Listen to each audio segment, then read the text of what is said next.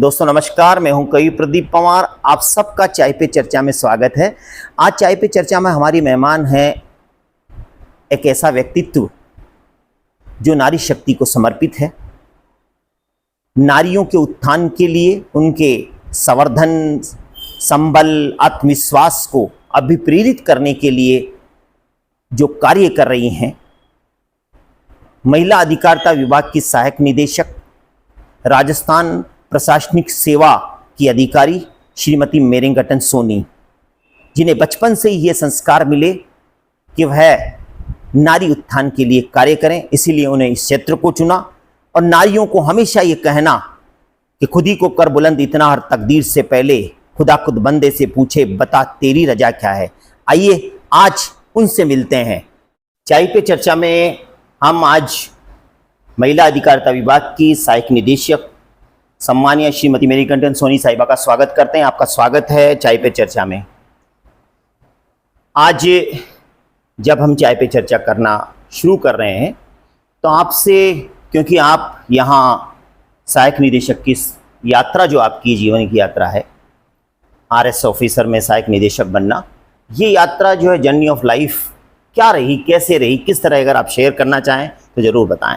मेरा जन्म दिल्ली में हुआ था, परंतु हमारे परिवार में मेरी मम्मी चूँकि राजस्थान में शिक्षिका के पद पे चयनित हो गई थी 95 में, तो हम 1995 में राजस्थान आ गए थे। राजस्थान में सीकर जिले के रामगढ़ शेखावाटी एक जगह है, वहाँ पर हमारा पालन पोषण हुआ है, जो कि प्राचीन काल में रामगढ़ शेखावाटी को प्राचीन काल से छोटी काशी कहा जाता है। उसमें काफ़ी सारा पढ़ाई का माहौल है और सब कुछ है। वहाँ पर मैं और मेरी तीनों बहनों की पढ़ाई लिखाई और शिक्षा दीक्षा हुई है। वहीं पर हमने 12वीं तक क्लास और फिर बीए तक, फिर उसके बाद एमए, बीएड सब मैंने रामगढ़ शेखावाटी से ही करी है। कहीं अन्यत्र मैंने पढ़ाई नहीं की है। वहाँ पढ़ाई का बहुत अच्छा माहौल था, साथ ही हमको हमारे माता पिता का, परिवार का पूरा मार्गदर्शन मिला। प्रारंभ से ही हमारे माता पिता ये चाहते थे, चूँकि हमारे भारतीय परिवारों की ये धारणा रहती है कि परिवार में लड़कियां हैं तो उनका आगे कैसे होगा, पालन पोषण हम कैसे करेंगे, शादियां कैसे करेंगे। तो हमारे माता पिता ने हमें कभी बोझ नहीं समझा। उन्होंने हमेशा ये कहा कि तुम्हें अपने पाँव पे आत्मनिर्भर होना है। तो हमारे मन में शुरू से ही ये धारणा थी, अच्छा जी, बचपन से ये धारणा थी कि हमें नौकरी करनी है बड़े होके। तो हमारे पापा ने भी कह रखा था कि 21 साल तक तुमको अपने दम पर नौकरी करनी है, 21 साल तक अपनी नौकरी करके दिखाओ तुम मेरे को, ये तुम्हारे लिए एक चैलेंज है। तो हमारे यानी कि मम्मी पापा हमारे को बहुत, यानी कि हमारे, मैं कहूँ माता पिता से भी ज़्यादा गाइडेंस करते थे। हमारे पापा जो आकाशवाणी चूरू में पर्सनल असिस्टेंट है, मेरी मम्मी अंग्रेजी की अध्यापिका हैं, तो उन्होंने भी हमारा बहुत मोटिवेशन किया है। हमारे पापा हमें अलग से, पढ़ाई से अलग, सैटरडे संडे हमारा और अधिक पढ़ाई कराते थे। हमारे को एक्स्ट्रा करिकुलर एक्टिविटीज जो आज के ज़माने में स्कूल करता है, वो हमारे माता पिता उस समय करते थे हमारे साथ में। जीके के सवाल, हमारी पढ़ाई में अलग से नोट्स बनाना, ये सब हम 5th-6th क्लास से ही सीख गए थे। फिर आपकी ये जो यहाँ आरएस की तैयारी की, आरएस बनना मेरे जीवन का लक्ष्य नहीं था। मेरे जीवन का लक्ष्य था कि मैं असिस्टेंट प्रोफेसर बनना चाहती थी हिंदी सब्जेक्ट से। मेरे को हिंदी सब्जेक्ट में मैंने एमए किया था और मेरा लक्ष्य था कि मैं यूजीसी नेट परीक्षा उत्तीर्ण करके या तो मैं प्रथम श्रेणी की लेक्चरर बनूं, या द्वितीय श्रेणी की स्कूल अध्यापिका बनूं, या मैं इस कॉलेज शिक्षा में जाऊं। बस मेरे जीवन का उद्देश्य ये था जी। उसी के अनुरूप मैंने अपनी पढ़ाई भी की थी। परंतु सन 2009 में जैसे मैंने अपनी बीएड कंप्लीट करी, 2010 में मैं फर्स्ट ईयर में आई और 2011 में, ये मेरे टर्निंग ईयर्स रहे थे। 2010 में मैंने अपनी बीए बीएड के आधार पर दिल्ली टीजीटी का एग्जाम होता है, वो दिया था। तो उसमें मेरी पूरी दिल्ली में 7वीं रैंक आई थी। Very good.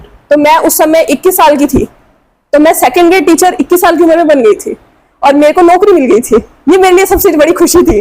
मैंने कहा वाह, मैं तो देखो टीचर बन गई। फिर उसके बाद में मेरे पापा को भी बहुत खुशी हुई। उन्होंने कहा कि वहां पे दिल्ली में लगता है कि साथ ही पूरे पैसे मिलते हैं, अच्छे खासे पैसे मिलते हैं। फिर मेरे पापा ने भी कहा चलो ठीक है। फिर मैंने उस समय आरएस का 2010 का एग्जाम भर रखा था, ऐसे ही भर दिया था जी। बहुत सारे एग्जाम भरे थे। तो मैंने कहा ठीक है देख लेते हैं, उससे हमको पता चलेगा कैसे परीक्षा होती है, कैसे पैटर्न होता है। तो मैं एग्जाम में बैठी थी 2010 में, मैंने प्री क्लियर कर लिया। फिर पापा ने मेरे को वहां पे दिल्ली में बताया कि तेरा प्री क्लियर हो गया, तेरे को मेंस क्लियर करना है। मेंस भी क्लियर हो गया अपने आप ही, जबकि मैंने तैयारी कुछ नहीं की थी। अच्छा। कि आजकल बच्चे जैसे कोचिंग में जाते हैं, तैयारी करते हैं, पढ़ाई करते हैं, मैंने कुछ तैयारी नहीं की थी। अच्छा। मैं दिल्ली में ही थी उस समय, बस परीक्षा देने के लिए आई थी और परीक्षा देके चली गई। फिर उसके बाद में अक्टूबर नवंबर में पापा ने कहा कि तेरा इंटरव्यू का शेड्यूल आ गया है RS 2010 का, और क्या नाम है, तेरे को इंटरव्यू देना है। 2011 के अक्टूबर में मेरा इंटरव्यू था, तो मैं इंटरव्यू देने के लिए आ गई। फिर अजमेर में मैंने सोचा ठीक है इंटरव्यू देख लेते हैं, इंटरव्यू में कैसे सवाल पूछते हैं। मैंने उससे पहले कोई मॉक इंटरव्यू नहीं दिया था। इस तरीके से बाद में हमने सोचा क्या रिजल्ट अभी क्या आएगा, RS जैसी परीक्षा अभी क्या रिजल्ट आएगा, और चलो अपने पास में एक स्टेबिलिटी, जॉब स्टेबिलिटी तो है। पता चला जी दिसंबर में रिजल्ट भी आ गया। उस टाइम 27 दिसंबर 2011 को जब रिजल्ट आया तो पापा ने देख के कहा तेरा तो RS में सिलेक्शन ही हो गया। वाह, अच्छा अच्छा। अरे वाह। तो मेरे को यकीन ही नहीं हुआ, क्योंकि मेरे साथ में राजस्थान की कई लड़कियां थी जो मेरे स्कूल में थी, टीचर थी, और उन्होंने भी RS का एग्जाम दिया था, वो भी दूसरी तीसरी बार। तो मैंने सोचा भाई कैसे आ सकता है, मेरे को तो विश्वास ही नहीं था। तो मैंने अपना उस टाइम एग्जाम का रिजल्ट भी 2-3 बार आंखों से देख कि ये मेरा ही रोल नंबर है, मेरा ही रोल नंबर है, ऐसे करके और फिर करा उस टाइम। परंतु हमारे पास में ये आप कह सकते हो कि जो भी करा मेरे माता पिता के आशीर्वाद से हुआ, और आप कह सकते हो अगर मेरी मेहनत थी तो उन्होंने ही करवाई थी मेरी मेहनत, जो मैंने उस परीक्षा में दी थी।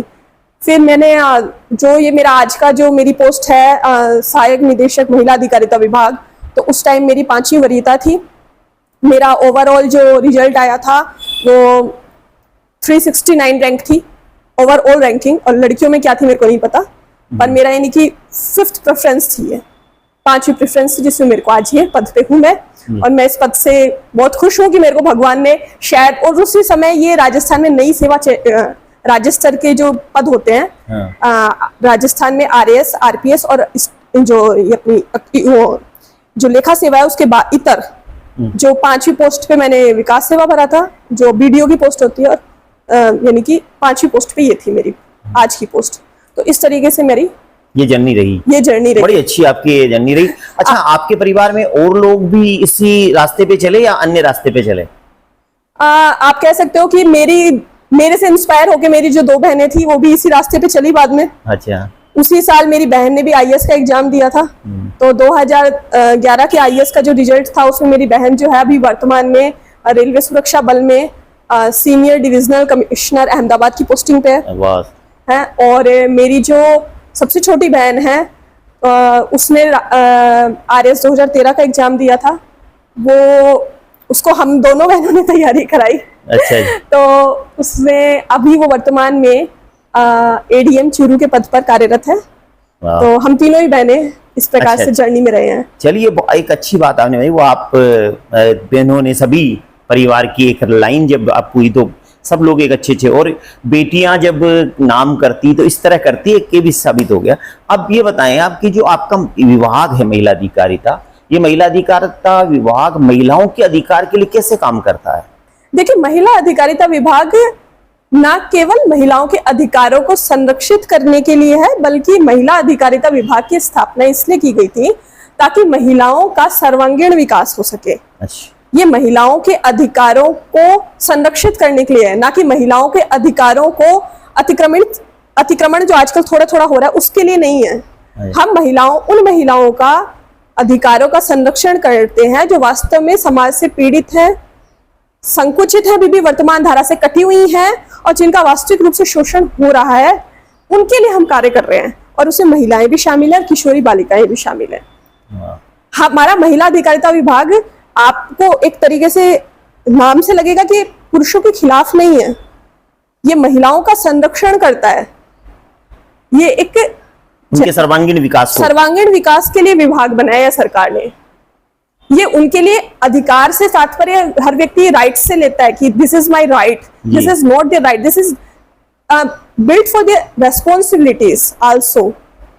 This department is totally built for the responsibilities. आपके उत्तरदायित्व क्या हैं महिलाओं के प्रति आपका, हम एक जन सेवक हैं, तो हमारे महिलाओं के प्रति क्या उत्तरदायित्व है। हम उनकी स्थिति, जो वर्तमान में महिलाएं दबी हुई हैं, पीड़ित है, कुचली हुई हैं, उनको हम डेवलप करने के लिए हम क्या कर सकते हैं, हमारे लिए उसका हमारा काम है। कॉलेज, स्कूल, अन्य कई बाजार, सब जगह कई बार लड़कियों के साथ छेड़छाड़ हो जाती है। उस समय एक लड़की को क्या करना चाहिए, उसके लिए किस तरह से वो अपना प्रोटेक्शन करना चाहिए, या आपका विभाग उसमें किस तरह से भागीदारी निभा सकता है? देखिए, विभाग तो उसमें सबसे बड़ा विभाग तो पुलिस विभाग होता है। पुलिस विभाग तुरंत एक्शन, अगर वे कॉल करती है तो तुरंत आता है पुलिस। कि आजकल काफी स्मार्ट ऐप भी आ रहे हैं जो उनके मोबाइल में महिलाएं को और बालिकाओं को हम कहते हैं कि वो इस ऐप्स हैं वो सब अपने मोबाइल में इंस्टॉल करके रखें, 109 जो भी उनके हेल्पिंग नंबर्स हैं उनके लिए। परंतु आप एक बात बताइए, जब भी किसी महिला को या किसी बालिका को किसी सार्वजनिक स्थल पर छेड़ा जाता है तो उसके लिए पहले से मेंटली प्रिपेयर नहीं होती है। अगर किसी बालिका को या महिला को रास्ते में खड़ी को या चलते हुए छेड़ा जाता है तो उसे क्या पता चल रहा है कि मुझे छेड़ने वाला सामने से आएगा या मेरे पीछे से आएगा जी। तो उस टाइम अपने मोबाइल को तुरंत हाथ में लेकर तुरंत कॉल नहीं कर सकती है जी। तो प्रत्येक महिला को अगर कोई रास्ते में छेड़ रहा है तो मेरा तो एक ही उनसे महिलाओं से और बालिकाओं से कहना है कि आप उस समय अपने मन को एकदम शांति से एकदम से पलट के देखिए कि आपको छेड़ने वाला कौन है। शांत रहिए, एकदम से घबराइए मत। उसके लिए कॉन्फिडेंस होना बहुत जरूरी होता है। पलटिए और उस समय आपको जो सबसे पहले आपको आपका हथियार दिख रहा है, चाहे वो आपका हाथ हो, चाहे वो आपका पांव हो और चाहे वो आपको जमीन में पड़ी हुई धूल हो, वो हथियार बनाइए, उसको अपना हथियार बनाइए और उससे अपना आत्मरक्षण कीजिए। अगर कोई महिला उत्पीड़न का मामला आ जाता तो आपका डिपार्टमेंट किस तरह सपोर्ट करता है? हमारे पास महिलाओं के उत्पीड़न के 2 प्रकार के मामले आते हैं। एक तो आता है दहेज से उत्पीड़न का मामला जी, और एक वास्तविक रूप से जो शारीरिक रूप से उत्पीड़ित महिला होती है, जैसे कोई रेप विक्टिम महिला आ गई है या फिर कहीं से किसी अन्य राज्य से किसी महिला को कहीं कोई छोड़ के चला गया, बस स्टैंड पे या रेलवे स्टेशन पे छोड़ के चला गया तो पुलिस हमारे को लेके आती है। तो हम पहली वाली बात पे बात करते हैं। दहेज उत्पीड़न के जो हमारे केसेस आते हैं उसमें हमारे हर एक पुलिस सर्किल पे महिला सुरक्षा सलाह केंद्र बने हुए हैं। तो हमारे वहां पर 2 काउंसलर बैठते हैं, एक सामाजिक काउंसलर होता है और एक लीगल काउंसलर होता है। तो हमारे विभाग का ये दायित्व बनता है और हमारे विभाग उन परामर्शदाताओं को ये निर्देश देकर रखता है कि आपके पास में जो भी केस आए उन केसों को आप प्रथम दृष्टया उनमें समझौता कराने का प्रयास करें। दोनों पक्षों में अगर किसी का घर बसता है तो वो सबसे ज्यादा महत्वपूर्ण है। अगर उनका कोई केस अगर उनका नहीं हो पाता है तो फिर वो बात आप पारिवारिक कोर्ट में या पुलिस में FIR करा के आप उस केस को डिस्पोज ऑफ कीजिए, परंतु वास्तविक रूप से जो पीड़ित है जी उसे आप तुरंत त्वरित सहायता पहुंचाइए।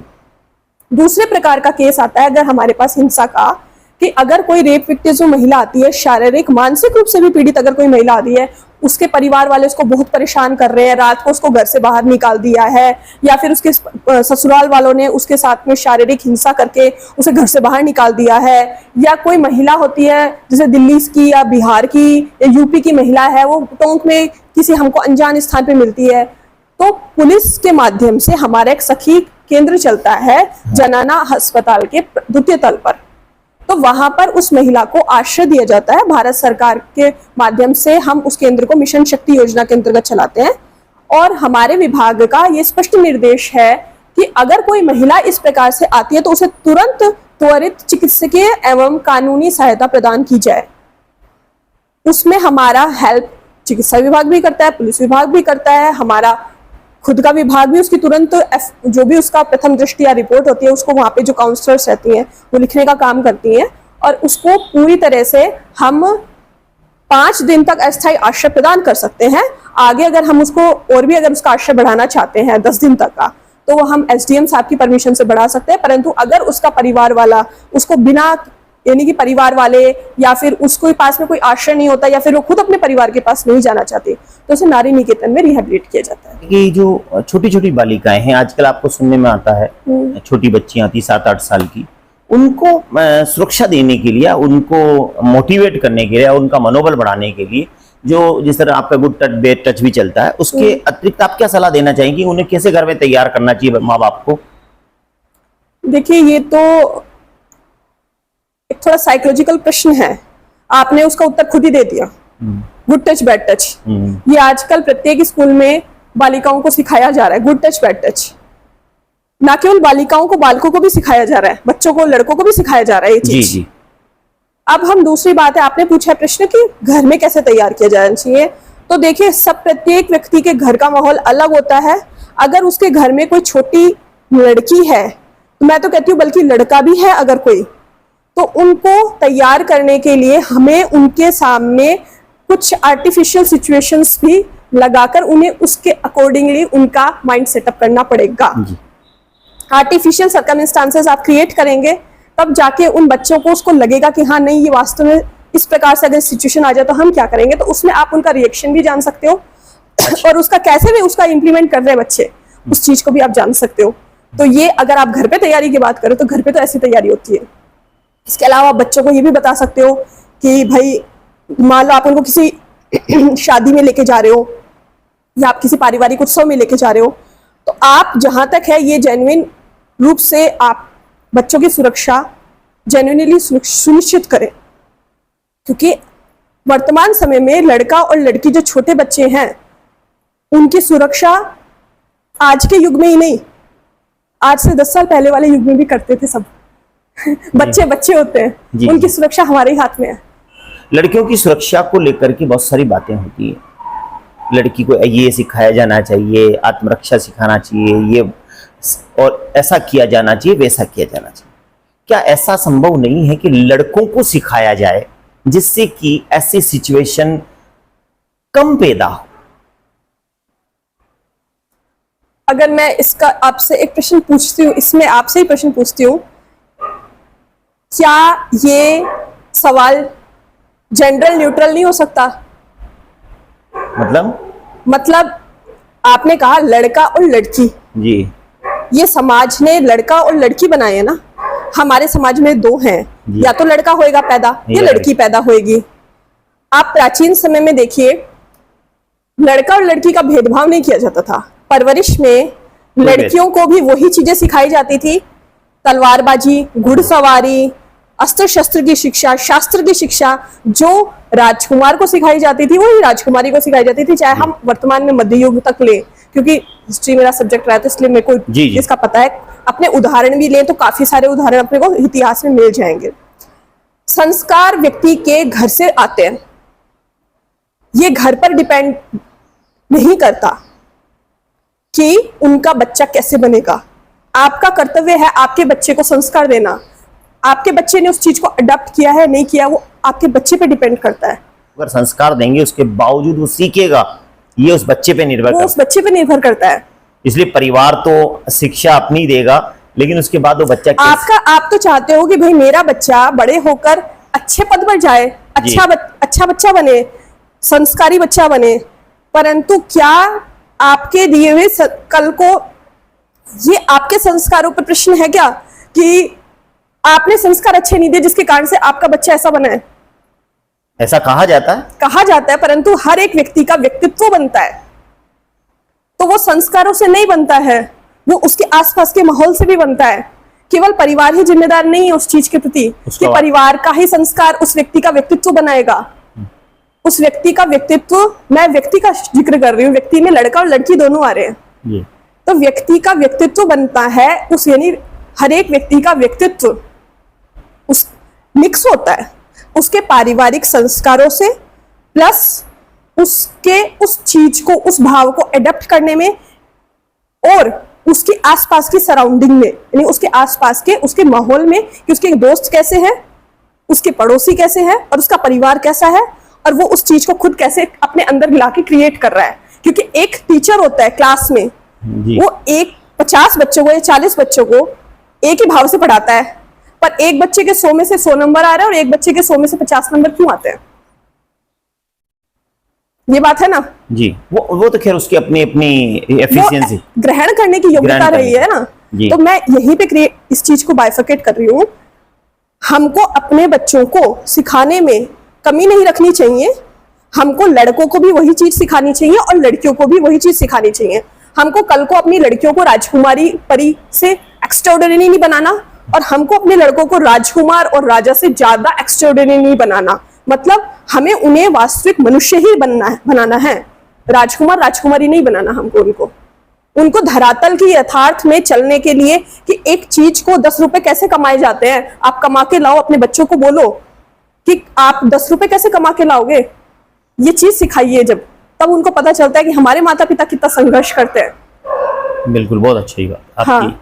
इस बात से मैं सहमत हूँ। अगर हम ऐसा सिखाएंगे तो 100% समझेगा। अभी एक छोटा बच्चा है, आप उस छोटे बच्चे को, वो कल वो कह रहा है मेरे को ये दुकान से खिलौना चाहिए, वो खिलौना 50 रुपए का है, आपके पास 50 रुपए आराम से आप दे सकते हो उसको खिलौना। मैं एक 7 साल तक के बच्चे की बात कर रही हूँ, 7-8 साल तक के बच्चे, आप आराम से दे सकते हो। परंतु अगर आप उसको यूं बोलोगे कि बच्चे आप अपने घर में अगर 1 महीने तक अपना पढ़ाई वाला अलमीरा साफ करके रखोगे, आप अपने शूज अपने जगह पे रखोगे, आप अपना बैग स्कूल का अच्छी जगह रखोगे, अपनी टेबल पे रखोगे, और आप अपनी कॉपी किताबों को इधर उधर नहीं फैलाओगे, तब वो आपके महीने की पॉकेट मनी के 50 रुपए बनेंगे और उसके बाद में आपको खिलौना मिलेगा। तो वो उस चीज की कदर करेगा, वो ये चीज संस्कार सीखेगा। जबकि ऐसा हो नहीं रहा है। आज हम अपने बच्चों को जो भी वो चाहते हैं वो दिलाते हैं। हम उससे बढ़ा के दिखा रहे हैं, बढ़ा चढ़ा के। अरे नहीं, इतना सा क्यों, इसका तो प्लास्टिक खराब, हम तो अच्छा वाला मॉडल लेंगे ना अमेजन से, ये कह रहे हैं। तो हमें लड़कियों को यूं नहीं करना है, लड़कों को हमको बेचारों को यूं नहीं करना कि नहीं ये तो लड़की है, हमको इसको बेचारी को, लड़कों को ज्यादा सिखाना है। और लड़कों को भी यूं नहीं करना कि लड़की है तो हमको लड़कों को ढीला छोड़ देना है, ऐसे भी नहीं करना है। दोनों को बराबर रखना है। हमारे लिए भी व्यक्ति हैं, उनका व्यक्तित्व बनाना है, चाहे वो लड़का हो चाहे वो लड़की हो। फेमिनिज्म आज एक बहुत प्रचलन में शब्द है। हर लड़की उस फेमिनिज्म की बात करती है, और मैं भी हर चाय पे चर्चा में हर सभी से बात करता हूँ। ये जो विचारधारा चल रही है फेमिनिज्म, इसको, इसके मूल जो इसका वो था अर्थ है, उससे भटका हुआ है अर्थ। अभी वर्तमान में इसका अर्थ लिया जा रहा है कि हमारा ये अधिकार है, हमारे प्राप्त करने का ये हमारा अधिकार है। हाँ। हम पुरुषों के बराबर हैं, जबकि कोई किसी के बराबर नहीं है। पुरुष नारी के बराबर नहीं है और नारी पुरुष के बराबर नहीं है। Very good. तो जो पुरुष कर सकता है वो नारी नहीं कर सकती, और जो नारी कर सकती है वो पुरुष नहीं कर सकता। तो मैं ना तो इस अवधारणा का, फेमिनिज्म अवधारणा का समर्थन करती हूँ, और ना मैं मानती हूँ कि कोई किसी से कम है या कोई किसी से ज्यादा है। मेरा ये कहना है, क्योंकि हर व्यक्ति का एक व्यक्तिगत इसमें विचार है।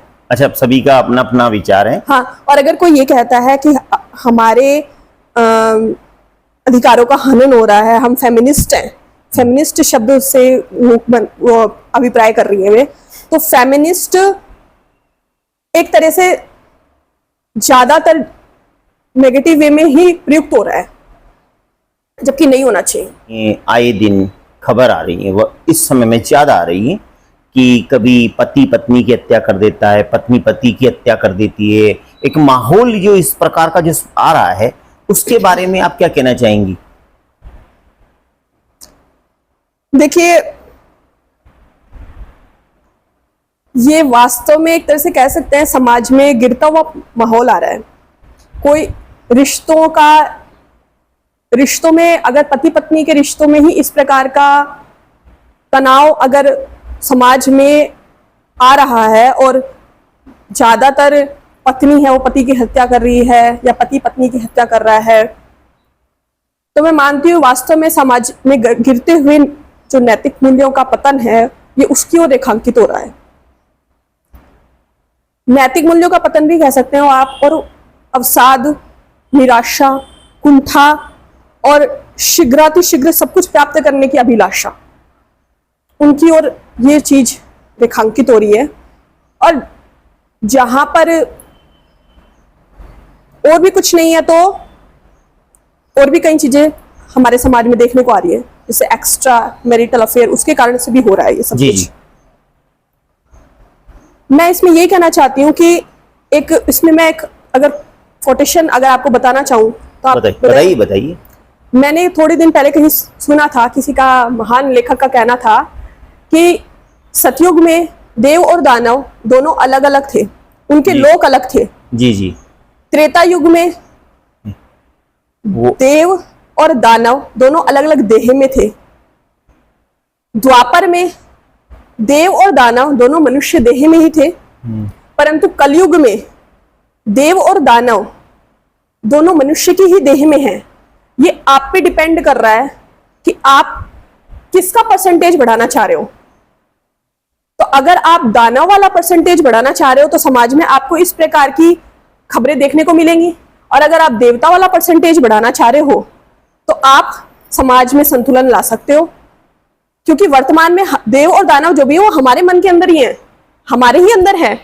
अब वर्तमान में मैं कह सकती हूँ थोड़ा मीडिया का भी थोड़ा व्यापक प्रचार प्रसार हो गया है, और थोड़ा सोशल मीडिया है हमारे समाज में भी थोड़ा इस प्रकार की जिसको कह सकते हैं विवादास्पद घटनाएं, और जिसको कह सकते हैं अक्षोभनीय घटनाएं कह सकती हूँ मैं तो, ज्यादा होने लगी हैं।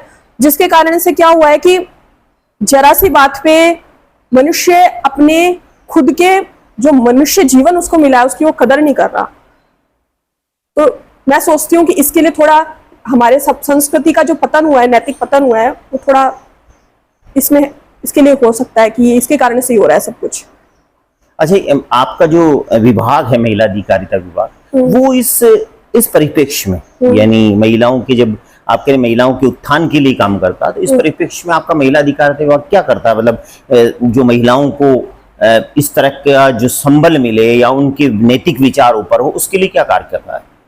देखिए, हमारा महिला अधिकारिता विभाग हमेशा महिलाओं से संबंधित जो विभिन्न वर्ष में अलग अलग प्रकार के उत्सव होते हैं, जैसे महिला दिवस होता है, अंतर्राष्ट्रीय महिला दिवस होता है 8 मार्च को, तो हम उसको मनाते हैं। हमारे कई प्रकार के दिवस होते हैं, उनको हम एज ए सेलिब्रेट करने के लिए, यानी महिलाओं के समाज में महत्व को रेखांकित करने के लिए कई प्रकार के दिवस मनाते हैं और उनको उत्सव की तरह मनाते हैं। जैसे अंतर्राष्ट्रीय महिला दिवस का मैंने जिक्र किया, राष्ट्रीय महिला दिवस आता है हमारा जी, अंतर्राष्ट्रीय बालिका दिवस आता है 10 अक्टूबर को, 13 फरवरी को राष्ट्रीय महिला दिवस आता है। इसके अलावा हमारे विभिन्न विभाग की योजनाएं भी हैं, जैसे कि शिक्षा सेतु योजना है, जिसमें हम महिलाओं को जो पढ़ना चाहती हैं परंतु किसी कारणवश उन्होंने पढ़ाई छोड़ दी है, तो उनको डायरेक्टली ओपन बोर्ड के माध्यम से 10वीं और 12वीं की परीक्षाएं दिलवाते हैं।